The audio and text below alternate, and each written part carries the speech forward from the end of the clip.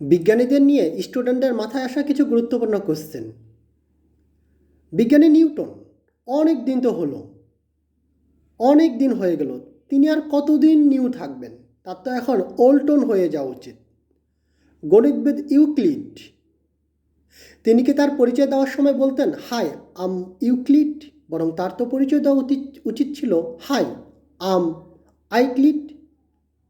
বিজ্ঞানী আইনস্টাইন, তার নাম অনুযায়ী তো তার পড়ার কথা ছিল আইন নিয়ে, তিনি শুধু শুধু ফিজিক্স নিয়ে পড়লেন।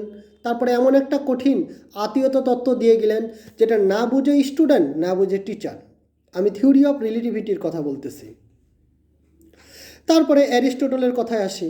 অ্যারিস্টটল, আসলে আমি বুঝি না অ্যারিস্টটল কি একজন ব্যক্তি ছিলেন না অনেকজন ব্যক্তির সমষ্টি ছিলেন? কারণ একজন মানুষ একাধারে কিভাবে রাষ্ট্রবিজ্ঞানী হতে পারে, কিভাবে পদার্থবিজ্ঞানী হতে পারে, কিভাবে রসায়ন বিজ্ঞানী হতে পারে, কিভাবে আইন বিজ্ঞানী হতে পারে?